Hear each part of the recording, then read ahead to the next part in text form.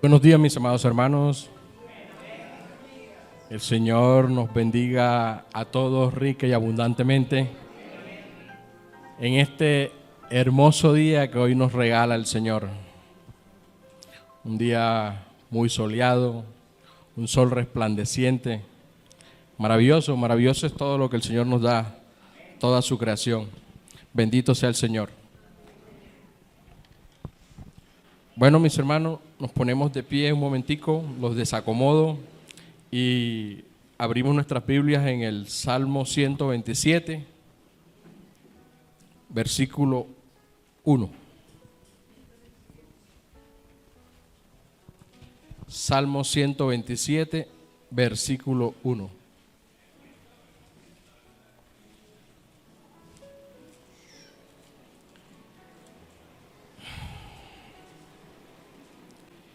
Y leo en favor de todos ustedes en el nombre del Padre, del Hijo y del Espíritu Santo. Si Jehová no edificare la casa, en vano trabajan los que la edifican. Si Jehová no guardare la ciudad, en vano vela la guardia. El Señor respalde su palabra. Pueden sentarse, mis hermanos. Amado Padre Celestial, Señor, hoy queremos darte gracias por el privilegio que hoy tenemos de estar aquí, amado Padre Santo. Queremos, Señor, que nos hables a través de tu palabra, Señor, que seas solamente tú ministrando, Señor, mis pensamientos, mis emociones, y la gloria y la honra son solo para ti. Bueno, mis hermanos, vemos un versículo muy maravilloso. Es uno de los versículos de tantos que hay aquí en la Biblia que tienen un mensaje muy, pero muy profundo. El título de esta enseñanza es La importancia de la presencia del Señor en nuestras vidas. Y podemos ver a través de este versículo que de nada sirve si en cada una de las cosas que hagamos en nuestra vida, cada una de las actividades que hagamos en nuestra vida, Jehová no está en ella, mis hermanos. El versículo dice textualmente: si Jehová no edificare la casa, en vano trabajan los que la edifican. Son esfuerzos vanos, son esfuerzos baldíos, si el Señor no está en medio de esa actividad, cualquier cosa que emprendamos. Si Jehová no guardare la ciudad, en vano vela la guardia. Vemos la importancia, mis hermanos, que es que el Señor esté absolutamente en todas las áreas de nuestra vida, en todos los aspectos de nuestra vida, porque de nada servirá por muchos virtudes que el Señor te haya dado, por muchas posesiones que tengas, si Jehová no está en tu vida, no está en ninguna de esas actividades, eso absolutamente de nada sirve. Vivimos tan preocupados en solucionar nuestros problemas, en forjar nuestro futuro y en cumplir nuestras metas, que nos olvidamos que la única cosa necesaria en la vida del hombre es nuestra relación con Dios. Y la palabra misma nos lo muestra en el libro de Eclesiastés. Vayamos al libro de Eclesiastés. Eclesiastés capítulo 12, versículo 13. Eclesiastés, que fue escrito por el rey Salomón, el hombre más sabio que ha habido en la tierra después de nuestro Señor Jesucristo. Nuestro Señor Jesucristo hecho hombre. Eclesiastés 12:13, al final... Eclesiastés 12:13, al final termina el rey Salomón reconociéndolo. Dice que el fin de todo discurso oído es este: teme a Dios y guarda sus mandamientos, porque esto es el todo del hombre. ¿Qué es el todo de nosotros, mis hermanos? Temer a Dios y guardar sus mandamientos. De allí la importancia que es cultivar y mantener nuestra relación con el Señor. Pero desafortunadamente vemos que cambiamos su presencia por los afanes y preocupaciones de este mundo. Y nos apegamos a lo terrenal, que con toda seguridad desaparecerá, mis hermanos. Esto que está aquí desaparecerá. Todo esto algún día ya no existirá. Y quitamos nuestros ojos de lo que realmente es necesario, de lo eterno. Para eso vayamos a 1 de Juan 2, del 15 al 17. Primera de Juan 2, del 15 al 17.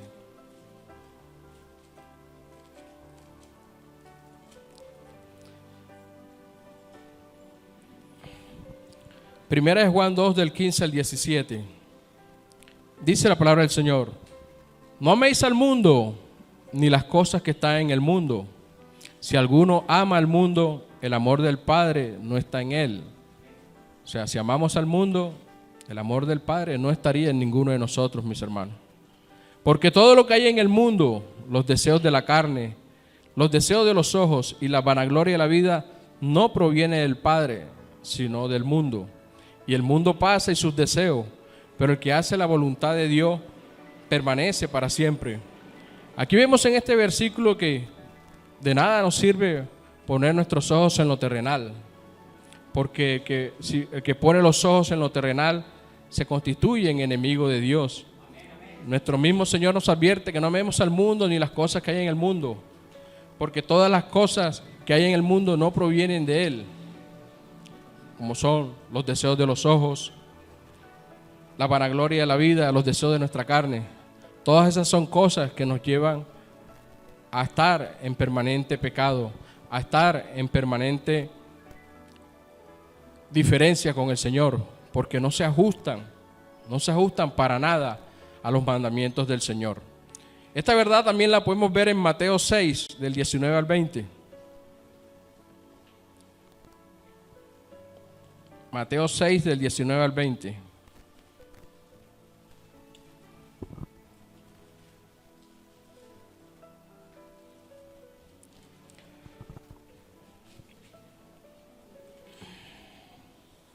Dice la palabra del Señor, tiene como título Tesoros en el cielo. No os hagáis tesoros en la tierra, donde la polilla y el orín corrompen, y donde ladrones minan y hurtan, sino haceos tesoros en el cielo, donde ni la polilla ni el orín corrompen, y donde ladrones no minan ni hurtan. Vemos aquí claramente cómo el Señor nos advierte de que de qué sirve atesorar tesoros aquí en la tierra, si al final todos estos tesoros aquí se quedarán. Al final todos esos tesoros aquí en la tierra en un determinado tiempo desaparecerán, ya no estarán aquí. Que donde debemos realmente invertir es en el cielo, en el reino de Dios, en las cosas que Dios nos pide, porque eso es algo que nadie nos podrá arrebatar. Aquí en la tierra podemos perder todo, podemos perder nuestras riquezas, podemos perder nuestra salud, podemos perder nuestras amistades, podemos perder inclusive hasta nuestros familiares. Pero los tesoros que tenemos como nuestra salvación, nuestra comunión con el Señor, eso nadie nos los quitará si nosotros nos esforzamos en conservarlo, mis hermanos. Esta misma verdad también la podemos ver en Apocalipsis 21:1. Y aquí lo que estamos viendo son versículos donde muestran de que nada de lo que hay aquí en la tierra nos sirve absolutamente para nada. Que nuestra mirada tiene que estar puesta en Jesús, el autor y consumador de nuestra fe, que solamente en Jesús es que podemos nosotros confiar, que solamente en Jesús es donde está nuestro mayor galardón. Apocalipsis 21:1 dice la palabra de Dios: vi un cielo nuevo y una tierra nueva, porque el primer cielo y la primera tierra pasaron y el mar ya no existía más. Vemos que por la misma palabra estamos viendo que estos cielos que estamos viendo y esta tierra pasarán. Como dice la palabra, cielo y tierra pasarán, mas su palabra no pasará. Esa es la que permanece para siempre, esa es la que tenemos que atesorar. La bendita y preciosa palabra del Señor, atesorarla en nuestros corazones, hacerla rema en nuestras vidas, cumplirla a cabalidad, no importando las dificultades que estemos pasando, no importando los desiertos que estemos atravesando, no importando las tempestades que estemos viviendo, mis hermanos. El Señor nos manda a que tengamos una relación con Él, que reconozcamos lo importante que es mantener la presencia de Dios en nuestras vidas. Y para mantener la presencia de Dios en nuestras vidas no es de cualquier manera, mis hermanos. No es asistiendo todos los domingos rigurosamente a un servicio. No es haciendo actos de presencia acá. Es el cumplimiento mismo de la palabra de Dios, no solamente en este lugar, sino en tu casa, en tu hogar, en el sitio donde trabajas. haciendo las cosas que el Señor nos manda, leyendo su palabra, andando en obediencia, pero sobre todo andando en santidad. Aunque nos esforcemos en gran manera por alcanzar nuestros sueños, que por lo general son de grandeza, son sueños de poder, son sueños de riqueza y son vanagloria, que es lo que el mundo nos puede ofrecer, y así lo alcancemos, así lo logremos, sin la presencia del Señor en nuestras vidas, de nada sirve. Vayamos nuevamente ahí a Mateo 16, 26. Mateo 16, 26.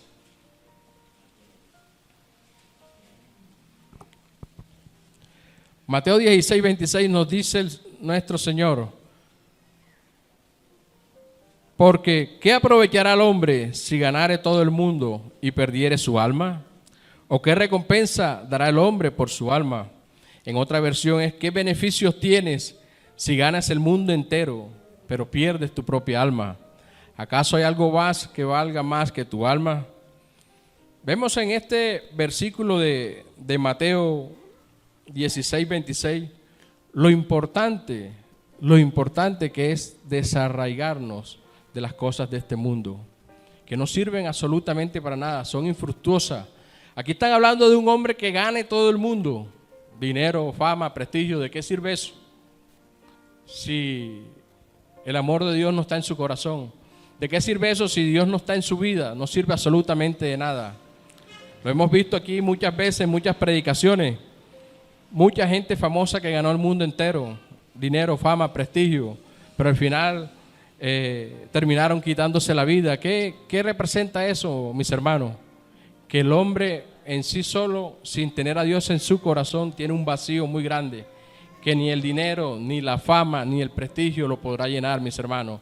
Y lo peor aún, desconoce que hay una vida después de esta muerte, desconoce que hay una sentencia o una bendición después que fallecemos, que es la vida eterna o la condenación eterna, una vida alejada de Dios, una vida separada de Dios, o una vida al lado del Señor, en esas moradas que Él mismo va a preparar. Hasta aquí hemos visto una introducción de por qué es tan importante mantener la presencia del Señor en nuestras vidas. Pero vamos a mirar a través de 3 grandes hombres de la Biblia, los cuales sí entendieron cuán importante era mantenerse en la presencia de Dios. Y uno de ellos es el rey David. El rey David, que como todos conocemos, fue el segundo rey de Israel. Un hombre que la misma Biblia nos lo muestra, que el Señor lo describe como un hombre conforme al corazón de Dios.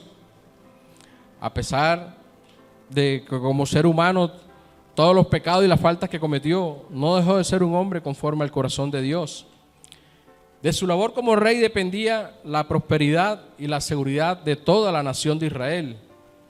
Y no por eso dejó de buscar la presencia de Dios con todo su corazón. Y esa era la gran razón de su éxito. Tuvo en la mayoría de sus batallas su dependencia siempre en el Señor, mis hermanos. A través de su historia vemos que sus más grandes errores los cometió cuando sacó al Señor de sus decisiones, mis hermanos. Aquellos que conocen la historia de David se dan cuenta que cuando no consultó a Dios en ciertas decisiones, cometió los errores más grandes. Y así nos pasa a todos y cada uno de nosotros cuando sacamos a Dios de nuestras vidas. Cuando lo sacamos de la ecuación, no nos espera buenos resultados, no nos augura buenos resultados. David, a través de sus múltiples salmos que escribió, nos revela el lugar que Dios ocupaba en su corazón y las consecuencias de haberse alejado del Señor. Vayamos al Salmo 84:10. Salmo 84:10.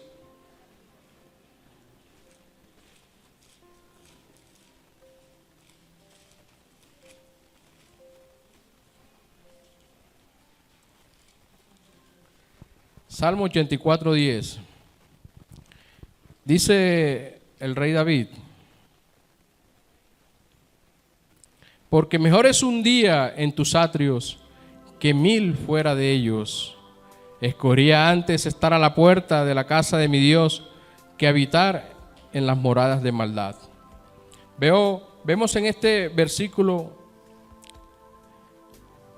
la gran profundidad o la gran importancia de permanecer en la presencia de Dios. El rey David comparaba que para él era mucho mejor un solo día en la presencia del Señor que 1000 fuera de ellos. Imaginamos que 1000 fuera de ellos son 1000, está suponiendo 1000 años vividos aquí en la tierra, pero ¿de qué sirven 1000 años vividos aquí en la tierra lejos de la presencia del Señor? Cuando con un solo día debería ser nuestro mayor anhelo, un solo día en la presencia del Señor. Pero no tergiversemos esta palabra. No implica que nada más busquemos al Señor un solo día y el resto de días no. Vemos la profundidad que es para el rey David estar siempre en la presencia del Señor. Y así debe ser nuestra inclinación, así debe ser nuestra vocación, así debe ser nuestra vida. Buscar siempre la presencia del Señor. Buscamos la presencia del Señor estando en intimidad con Él. Buscamos la presencia del Señor leyendo su palabra. Buscamos la presencia del Señor haciendo lo que estamos haciendo hoy, congregarnos. Buscamos la presencia de Dios estando en ayuno, en oración. Buscamos la presencia de Dios cuando nos esforzamos por permanecer en obediencia, por permanecer en santidad. También encontramos otro ejemplo, y fue el ejemplo de su hijo, el rey Salomón, que a diferencia de su padre, él sí se apartó del Señor. A diferencia de su padre, que cometió bastantes errores, porque el rey David cometió muchos errores, pero siempre se mantuvo en la presencia del Señor, siempre reconoció al Señor.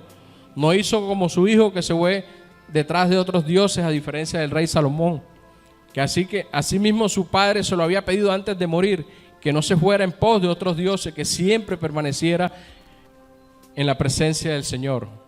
Pero aún así Salomón tomó el camino equivocado y ya al final, en su vejez, reconoció este gran error. Entonces Salomón, como sabemos, es hijo del rey David, un joven sabio, poderoso y rico como ningún otro hombre mortal existió sobre la tierra, ya que el Señor lo llenó de sabiduría y mucha riqueza, pero que desafortunadamente desvió su corazón del Señor y vivió perdidamente, adorando a otros dioses y experimentando toda clase de placeres que el mundo le podría dar. Y eso es lo que el mundo nos ofrece, mis hermanos. Placeres momentáneos, placeres que no sirven absolutamente para nada, placeres que lo único que hacen es alejarnos y apartarnos del Señor, placeres que, si persistimos en ellos, nos hará perder nuestra salvación, mis hermanos, porque nuestra salvación se puede perder, mis hermanos, si endurecemos nuestro corazón y no volvemos al Señor arrepentidos en obediencia y en santidad. Entonces eso es lo que el mundo nos va a ofrecer. El mundo siempre será un imán para nosotros, porque ¿qué cosas podemos decir del mundo que no sea un imán para nosotros, que nos atraigan, que nos seduzcan? ¿Por qué? Porque tanto el mundo como nuestra carne se atraen entre sí, mis hermanos. Se atraen entre sí, pero son cosas que nos llevan realmente a la perdición. Son cosas que nos llevan a la separación de Dios. Son cosas que nos llevan a perder la salvación que hoy, gracias a Jesucristo, tenemos, mis hermanos. Entonces Salomón fue un hombre con mucho poder y con muchas riquezas que le permitieron tener todo lo que quiso. Mire que con Salomón Dios le dio toda la riqueza, el hombre más rico del mundo, para demostrarnos que las riquezas del mundo no sirven absolutamente para nada. Que las riquezas para el mundo lo que hacen es engrosar nuestros corazones. Que las riquezas del mundo lo que nos hacen es alejarnos y separarnos de Dios. Que las riquezas del mundo lo que hace es sentirnos tristes y vacíos si no está Dios en nuestro corazón. Porque Dios en nuestro corazón es la riqueza más grande que podemos tener. Es la riqueza más grande que podemos anhelar. En todas estas cosas que tuvo Salomón, lo alejaron del Señor. Tanto es así que termina al final de su existencia aceptando dos grandes verdades. La primera la encontramos en Eclesiastés 1, del 1 al 2. Eclesiastés 1, del 1 al 2. ¿Qué termina reconociendo Salomón?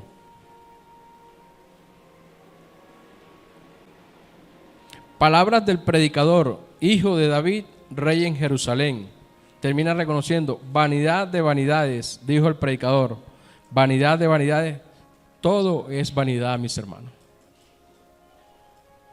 Desafortunadamente es así, mis hermanos.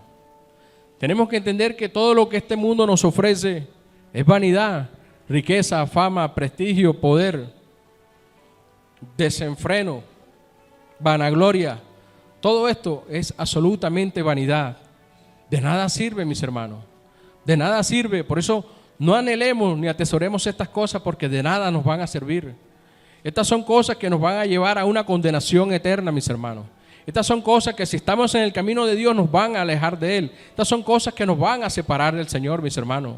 Porque tenemos que reconocer que el pecado, cuando nos mantenemos en Él, crea una barrera entre Dios y nosotros. Crea una muralla así de grande que no permite que ni siquiera las bendiciones lleguen. Porque crea una barrera entre Dios y nosotros. ¿Cómo Dios nos va a bendecir si permanecemos en pecado, mis hermanos? ¿Cómo Dios nos va a bendecir si seguimos en esa vida que a Dios no le agrada, mis hermanos? Cuando nuestro Dios es un Dios justo, nuestro Dios es un Dios santo. Ya. Sería contradecirse el mismo bendecirnos si permanecemos en pecado. Sería contradecirse el mismo y dejaría de ser el Dios justo que Él es, mis hermanos. Entonces tenemos que ver la importancia. Al final de su vida, Salomón reconoció que todo lo que hay en este mundo es vanidad y que de nada sirve, mis hermanos. Que de nada sirve. Eclesiastés 12:13 termina reconociendo otra gran verdad. Eclesiastés 12:13.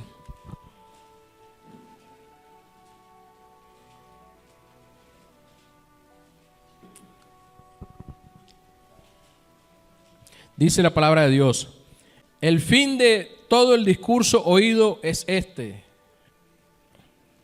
teme a Dios y guarda sus mandamientos, porque este es el todo del hombre. Ese es el todo de nuestra vida. De nada sirve estar en esta tierra, mis hermanos, si no tenemos temor de Dios en nuestros corazones. De nada sirve estar en esta tierra si no obedecemos sus mandamientos, mis hermanos. ¿De qué sirvió haber vivido 100 años aquí, bien vividos entre comillas, si al final vamos a perder nuestra alma? Si al final vamos a perder nuestra salvación, los que ya hemos recibido a Cristo en nuestro corazón. ¿De qué sirve, mis hermanos? No sirve absolutamente de nada. Mire que el rey Salomón al final reconoció esas dos grandes verdades: que todo lo que hay en este mundo es vanidad, que de nada sirve, y que el fin de todo hombre es el temor a Dios y obedecer sus mandamientos, porque esto nos llevará a disfrutar de esa vida eterna que Él nos ofrece, a disfrutar de esa salvación que ya nuestro Señor Jesucristo pagó por nosotros, por nuestros pecados. Que eso es lo que nos llevará a ir a esas moradas celestiales que nuestro Señor Jesucristo fue a preparar para nosotros. Y yo siempre me he preguntado, si aquí en la tierra nuestro Señor nos sorprendió con esta maravillosa creación, con las montañas, con los ríos, con los mares, con el cielo, con las estrellas, si aquí nos sorprendió, mis hermanos, y todo esto desaparecerá, ¿cuánto más nos va a sorprender allá en esas moradas que nos tiene guardadas y reservadas, mis hermanos? ¿Cuánto más nos va a sorprender allá? Si aquí hemos quedado boquiabiertos al ver unos paisajes espectaculares, esplendorosos, que hablan de la creación de Dios, ¿cuánto más nos va a sorprender allá el Señor en esas moradas, en el cual todos tenemos que desear y anhelar ir allá, estar allá? Pero eso requiere, mis hermanos, que también demos de nuestra parte, requiere que también nos esforcemos, mis hermanos. No voy a hablar de sacrificio, porque esto no debe ser un sacrificio, esto debe ser un gozo, un deleite, permanecer en las cosas del Señor.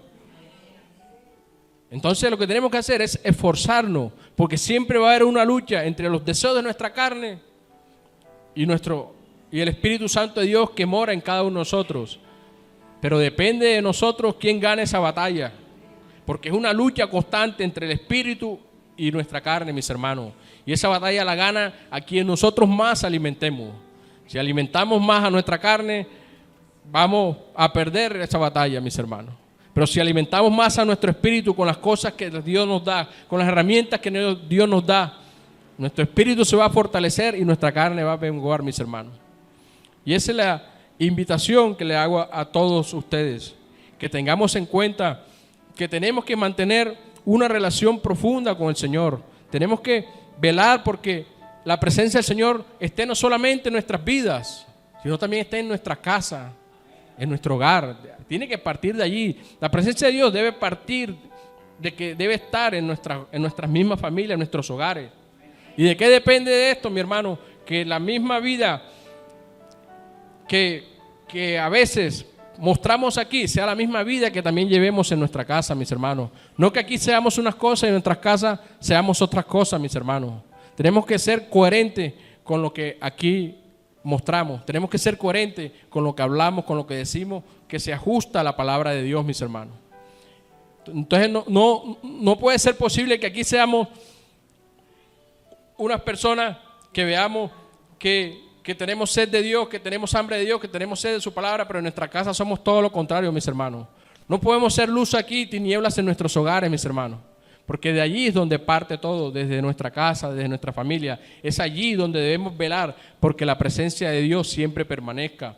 Y lo hacemos dándole siempre el primer lugar a Dios, como lo prediqué el mes pasado, dándole inclusive más valor a Dios que a nuestros hijos. Porque ese es el error en que desafortunadamente hemos caído. Le hemos dado a veces más importancia al pecado de nuestros hijos que a nuestro Señor. Y después vemos las consecuencias y nos preguntamos qué está pasando, que preferimos el pecado de nuestros hijos antes que al Señor. Y miren las consecuencias que le pasó al sacerdote Eliud. Miren las consecuencias. El sacerdote Eli, miren las consecuencias. Como prefirió más a sus hijos que al Señor, el Señor se los quitó, mis hermanos. Y así nos puede pasar a cada uno de nosotros.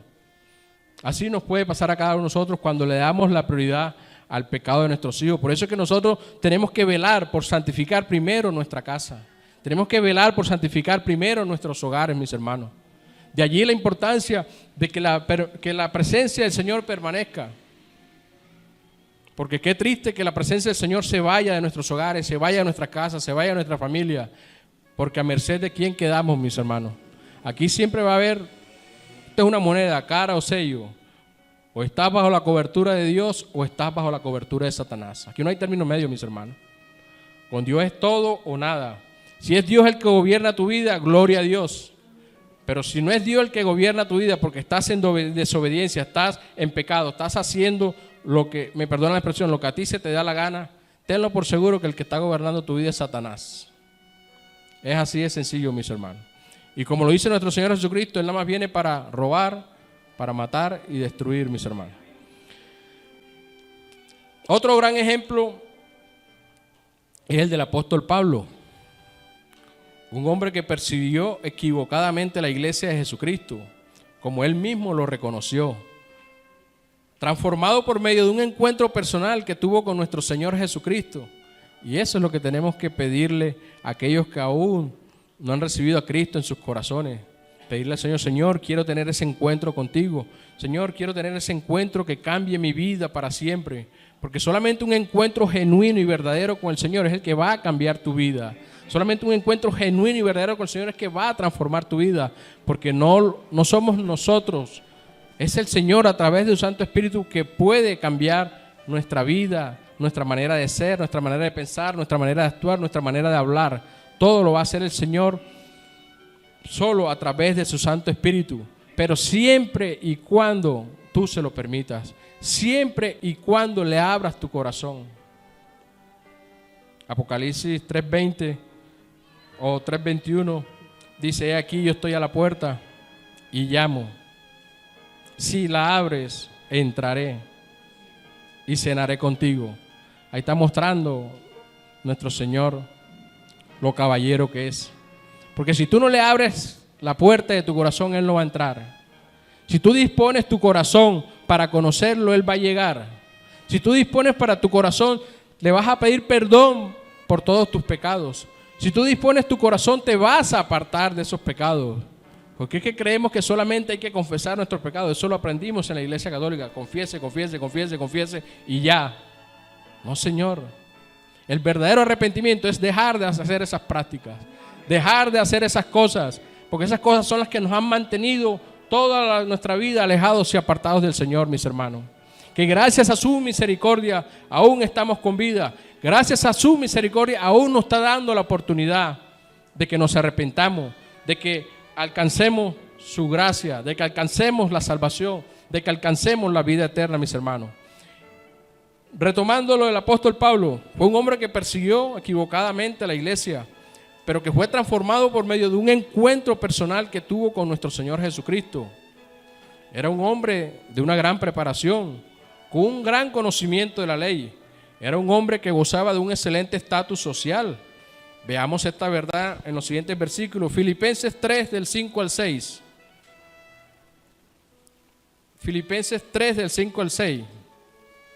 Para que veamos que no estamos hablando de un hombre cualquiera. Filipenses 3, del 5 al 6.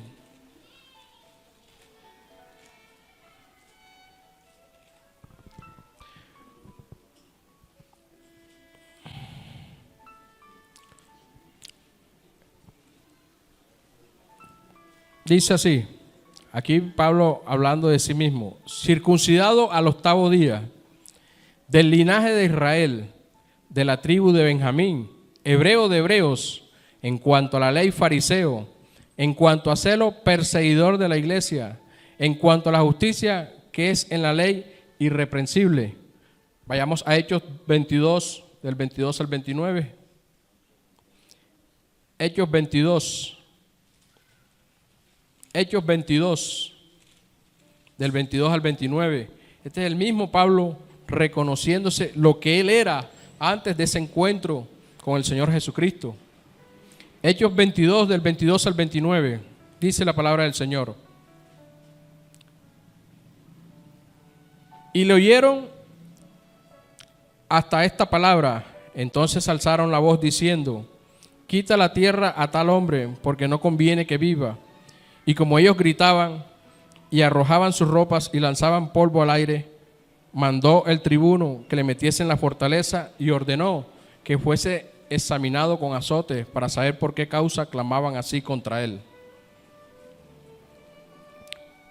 Pero cuando le ataron con correas, Pablo dijo al centurión que estaba presente: ¿os es lícito azotar a un ciudadano romano sin haber sido condenado?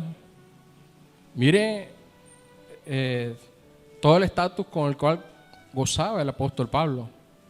Era un ciudadano romano, no era cualquier persona, gozaba de un gran estatus social. Cuando lo estaban azotando le preguntó al centurión que si era lícito azotar a un ciudadano romano sin haber sido condenado. Cuando el centurión oyó esto, fue y dio aviso al tribuno diciendo: ¿qué vas a hacer? Tuvo gran temor porque estaba cometiendo un gran delito, que era un delito de muerte, porque este hombre es ciudadano romano. Vino el tribuno y le dijo: dime, ¿eres tú ciudadano romano? Él dijo: sí. Respondió el tribuno: yo con una gran suma adquirí esta ciudadanía. Entonces Pablo dijo: pero yo lo soy de nacimiento. Así que luego se apartaron de él y los que le iban a dar tormento, y aún el tribuno, al saber que era ciudadano romano, también tuvo temor por haberle atado, mis hermanos. Entonces aquí vemos que el apóstol Pablo era un hombre que gozaba de un gran estatus social. No solamente, como lo dice, que era fariseo de fariseos, de la tribu de Benjamín, circuncidado al 8º día, sino que era ciudadano romano, mis hermanos. Tenía en ese momento la ciudadanía más grande que todo el mundo en ese momento quisiera tener. Como muchos hoy en día que quieren o desean tener la ciudadanía de los Estados Unidos, por ser la nación más poderosa en este momento. Pero vemos en él todas las cosas que él tenía, pero que al final llega a una gran conclusión de que todas estas cosas que adquirió viviendo lejos del Señor eran basuras, mis hermanos. Comparado con la excelencia del conocimiento del Señor, el cual lo vamos a ver en Filipenses 3, del 7 al 8. Vayamos ya a Filipenses 3, del 7 al 8. Y esa es la actitud que nosotros debemos tener. Esa es la enseñanza que nosotros debemos aprender. Que todo lo aquí terrenal que hemos adquirido son basuras delante del Señor. ¿Por qué? Porque no nos sirven absolutamente de nada si esas cosas nos alejan y nos separan del Señor, mis hermanos. Y así como lo reconoció el apóstol Pablo, nosotros también tenemos que reconocerlo y entenderlo. que todas estas cosas que el mundo nos puede ofrecer, mis hermanos, no nos sirven absolutamente de nada si no estamos obrando conforme el Señor manda, si no estamos esforzándonos para que el Señor permanezca en nuestras vidas, si no estamos esforzándonos para que el Señor dirija nuestros pasos, mis hermanos. Filipenses 3, del 7 al 8. Dice el apóstol Pablo: pero cuántas cosas eran para mí ganancia, las he estimado como pérdidas por amor de Cristo. O sea, todo lo que él creía, todo lo que él buscaba, todo lo que él se ufanó y se afanó, descubrió que eran para él basura, y lo dice en el 8. Y ciertamente aún estimo todas las cosas como pérdida por la excelencia del conocimiento de Cristo. Él veía que era mucho mayor el conocimiento de Cristo, era mucho más profundo el conocimiento de Cristo, era mucho más ganancia el conocimiento de Cristo. Y es que el conocimiento de Cristo no se debe quedar ahí en simplemente teoría, mis hermanos. El conocimiento de Cristo nos debe llevar a cambiar nuestra manera de pensar, a cambiar nuestra manera de vivir, a cambiar nuestra manera de actuar, mis hermanos. Porque desafortunadamente hemos visto muchos hermanos en la iglesia que conocen tanta Biblia, pero son pobres en espíritu, pero es precisamente por eso. ¿Por qué? Porque no la aplican a sus vidas. Eso quiere decir que realmente el Espíritu de Dios no está en ellos. Y si estuvo en ellos, lo han apagado y lo han contristado por nuestras actitudes. Porque podemos contristar al Espíritu Santo de Dios, podemos apagarlo. Y recordemos que el Espíritu Santo de Dios es el que constantemente nos redarguye cuando no estamos haciendo las cosas como deben ser, cuando no estamos haciendo las cosas como el Señor manda. Dice en el 8, y ciertamente aún estimo todas las cosas como pérdida por la excelencia del conocimiento de Cristo Jesús, mi Señor, por amor del cual lo he perdido todo y lo tengo por basura para ganar a Cristo. Y así debemos ser nosotros, mis hermanos, con las cosas de este mundo, con las cosas que no nos van a ayudar absolutamente nada, con las cosas que no nos edifican. Con esto no estoy diciendo que tenemos que desaparecernos en el mundo, no, porque aquí en el mundo Dios nos trajo con un propósito. Dios nos trajo a todos y cada uno de nosotros con una misión. De hecho, nuestro mismo Señor Jesucristo, antes de partir, oró por sus discípulos. Le dijo al Padre: Padre, no oro para que los saques del mundo, sino para que los guardes de él. Porque el mundo es un peligro para nosotros si nosotros no nos permanecemos en la presencia de Dios. El mundo es un peligro para nosotros si nosotros no nos cimentamos en la palabra de Dios. El mundo es un peligro para nosotros cuando nosotros cedemos a las cosas de este mundo, mis hermanos. Porque todas las cosas de este mundo son enemistad contra Dios, porque nos van a alejar y nos van a separar de Él. Entonces, Filipenses 3, del 7 al 8, ahí vimos cómo el apóstol Pablo, después que tuvo ese encuentro genuino y verdadero con el Señor, entendió que todas esas cosas que para él eran motivo de orgullo, fariseo, circuncidado al octavo día, ciudadanía romana, todas esas cosas de nada le sirvieron absolutamente. Y que dejó todas esas cosas por buscar el conocimiento del Señor, por buscar la excelencia que es el conocimiento del Señor. Y ya, para terminar en estos ejemplos, no podía faltar el más grande de nuestros ejemplos, que es nuestro Señor Jesucristo. Nuestro Señor Jesucristo, hecho hombre, es uno de los mayores ejemplos, es el mayor ejemplo que nosotros tenemos que imitar, que tenemos que seguir.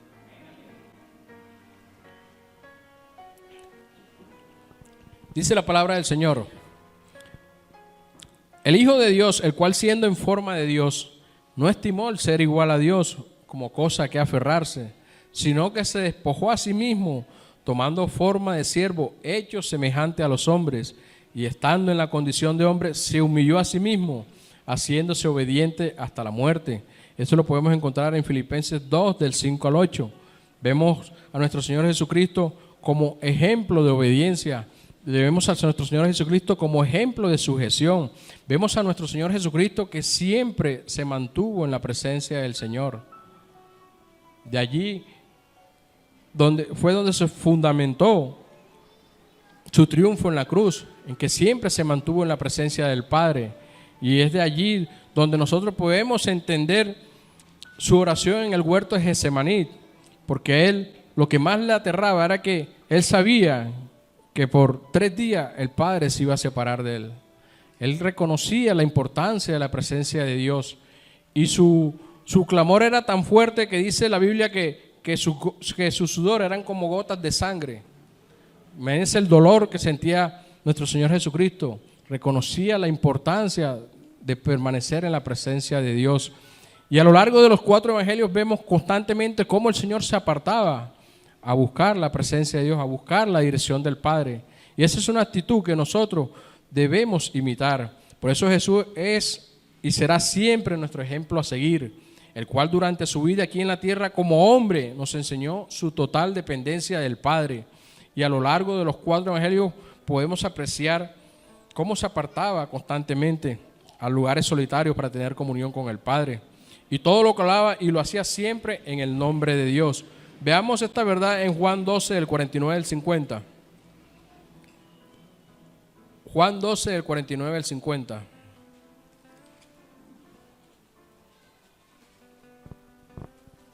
Palabras de nuestro Señor Jesucristo. Juan 12, del 49 al 50. Porque yo no he hablado por mi propia cuenta. El Padre que me envió, Él me dio mandamiento de lo que he de decir y de lo que he de hablar. Y sé que su mandamiento es vida eterna. Así pues, lo que yo hablo, lo hablo como el Padre me lo ha dicho. Aquí vemos que nuestro Señor Jesucristo jamás habló por cuenta propia. Nuestro Señor Jesucristo siempre estuvo sujetado a obedecer al Padre. Siempre estuvo sujeto a obedecer todo lo que el Padre le envió. Y esa también debe ser nuestra actitud para que nos vaya bien mientras estemos aquí en la tierra. Sujetarnos a Dios por completo, obedecerlo en todo, hacer su voluntad, esforzarnos por mantenernos en obediencia, esforzarnos por mantenernos en santidad. Ya para terminar, vamos a ver otros versículos que nos muestran nuestra dependencia en el Padre. Proverbios 21, 31.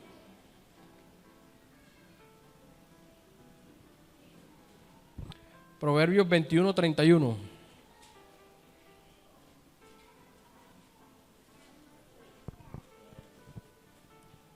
Dice la palabra de Dios. Estos proverbios de Salomón son maravillosos. Se los recomiendo que los estudien constantemente. Los meses que traen 31 días son ideales para estudiar el libro de Proverbios. El libro de Proverbios son 31 capítulos. Estudien a profundidad un capítulo diario en esos meses y verán la enseñanza que el Señor nos da a través de su siervo Salomón. Dice el Proverbios 21, 31, el caballo se alista para el día de la batalla, mas Jehová es el que da la victoria. Miren la profundidad de ese mensaje, mis hermanos. De nada sirve que nosotros nos preparemos de la mejor manera para cualquier cosa que vayamos a emprender. De nada sirve si nosotros no encomendamos esas acciones al Señor, mis hermanos. Porque a la larga el que nos va a dar la victoria es el Señor. Inclusive a mí me llama la atención una vez que el pastor aquí mencionó que inclusive ellos le pedían dirección al Señor inclusive para ir de compras, cosas que parecen efímeras, pero mire, muestra sujeción, muestra dependencia del Señor, muestra que cómo nos da la victoria, porque inclusive hasta para mercar hoy en día necesitamos sabiduría, mis hermanos. Que el Señor nos dé la sabiduría para administrar los recursos que Él nos da, que en muchas ocasiones o en la mayoría de las ocasiones no son abundantes como quisiéramos, pero es lo que el Señor nos da. Y tenemos que pedirle a Él sabiduría para administrar esos recursos, mis hermanos. Ya. Y si analizamos al fondo, ¿por qué el Señor nos da todo en la medida que Él sabe que nos va a servir? Es precisamente para eso, mis hermanos, para que no nos alejemos de Él, para que no nos apartemos de Él, para que dependamos absolutamente de Él. Nuestro Padre Celestial es un Padre que tiene cuidado de nosotros, mis hermanos, que hasta en esas cosas nos cuida. Entonces vemos una profundidad grande en este versículo. Vayamos a Juan 15, del 5 al 6. Juan 15, del 5 al 6.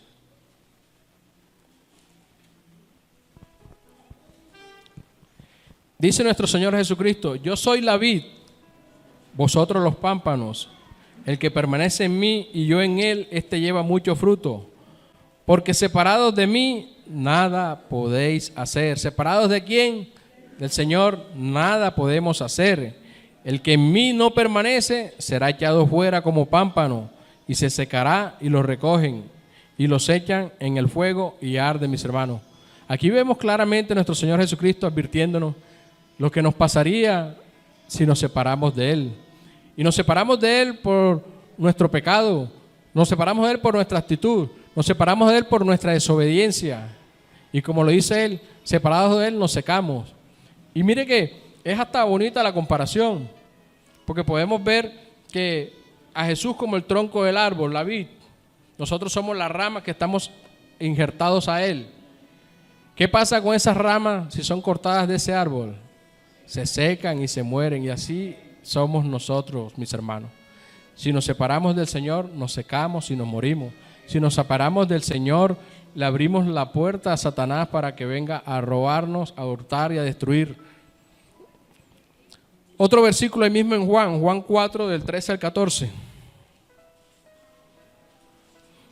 donde vemos la importancia de permanecer en la presencia del Señor. Juan 4, del 13 al 14. Respondió Jesús y le dijo: cualquiera que bebiere de esta agua volverá a tener sed, mas el que bebiere del agua que yo le daré no tendrá sed jamás, sino que el agua que yo le daré será en él una fuente de agua que salte para vida eterna, mis hermanos. Y ahí vemos nuestra dependencia del Señor.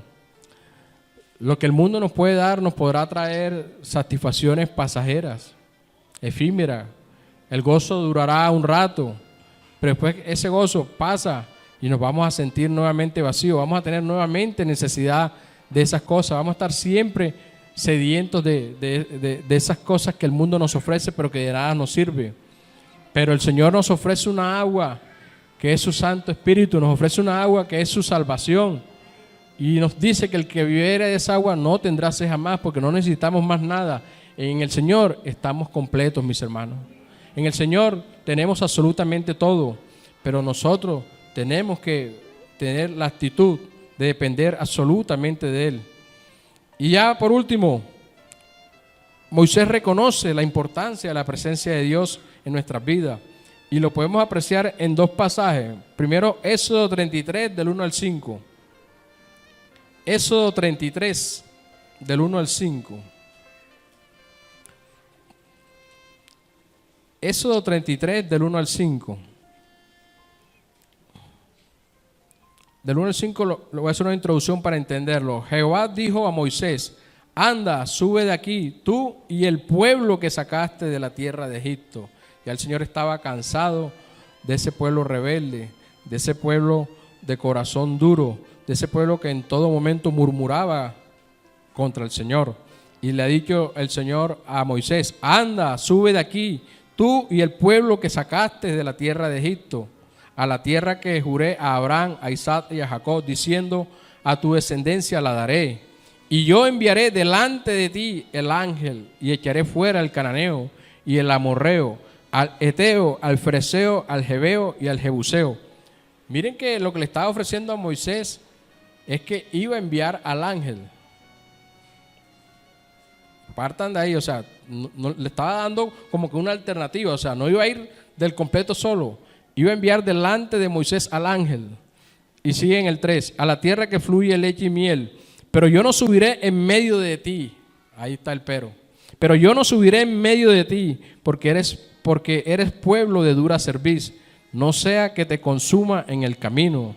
Y oyendo el pueblo esta mala noticia, que Dios no iría con ellos, esta mala noticia, vistieron luto y ninguno se puso sus atavíos, porque Jehová había dicho a Moisés: di a los hijos de Israel: vosotros sois pueblo de dura cerviz, en un momento subiré en medio de ti y te consumiré.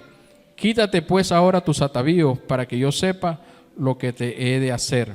Entonces vemos en esta primera parte que el Señor, ya cansado de la rebeldía de su pueblo, había tomado la decisión de apartarse de ello, pero por amor a Abraham, por amor a Isaac, por amor a Jacob, decide cumplir la promesa, porque Dios no es un hombre para mentir, ni hijo de hombre para no cumplir. Él le iba a cumplir su promesa, pero les dijo que su presencia no estaría con ellos, que mandaría al ángel delante de ellos. Pero miren, para que vean ustedes a Moisés, un siervo que permanecía en la constante presencia de Dios, que entendió la profundidad de esta decisión, que entendió lo importante que era que el Señor estuviese con ellos para siempre. Lo vemos en Éxodo 33, del 12 al 15, ahí mismo. Éxodo 33, del 12 al 15. Y dijo Moisés a Jehová: mira, tú me dices a mí, saca a este pueblo, y tú no me has declarado a quién enviarás conmigo. Sin embargo, tú dices: yo te he conocido por tu nombre, y has hallado también gracia en mis ojos. Qué confianza tenía Moisés con el Señor. Y esa es una confianza que nosotros también desearíamos tenerla. Pero eso se consigue, mis hermanos, andando en obediencia, andando en santidad, buscando al Señor. Dice el 13: ahora pues, si he hallado gracia en tus ojos, le sigue diciendo Moisés al Señor, te ruego que me muestres ahora tu camino, para que te conozca y haya gracia en tus ojos. Y mira que esta gente es pueblo tuyo. Inicialmente, el Señor le había dicho que el pueblo que tú sacaste, pero Moisés le recuerda que es pueblo tuyo. Ya. Y mira que esta gente es pueblo tuyo. Y él dijo: mi presencia irá contigo y te dará descanso. ¿Qué le está diciendo el Señor? Que su presencia iría, pero con Moisés, no con todo el pueblo. Mi presencia irá contigo y te daré descanso. ¿Y qué le responde Moisés? Y Moisés respondió, y esto es lo más importante, mis hermanos, esta respuesta de gran sabiduría que da el siervo Moisés aquí. Y Moisés respondió: si tu presencia no ha de ir conmigo, no nos saques de aquí. Prefirió Moisés morir en el desierto. Prefirió Moisés quedarse postrado en ese desierto que ir a la tierra que fluye leche y miel, que nuestro Señor le había prometido a sus padres, que le había prometido a ellos. Prefirió Moisés quedar postrado en ese desierto antes que la presencia del Señor se apartara de todo el pueblo, mis hermanos. Y ahí vemos la gran importancia de que es velar porque la presencia del Señor permanezca en nuestras vidas. Que, como lo dije en un principio, permanezca inicialmente en nuestros hogares, en nuestras familias, porque de allí parte todo, mis hermanos. Pongámonos de pie. Amado Padre Celestial, Señor, queremos darte gracias. Queremos bendecirte, Señor, exaltarte, darte a ti la gloria y la honra, porque solo a ti te pertenecen.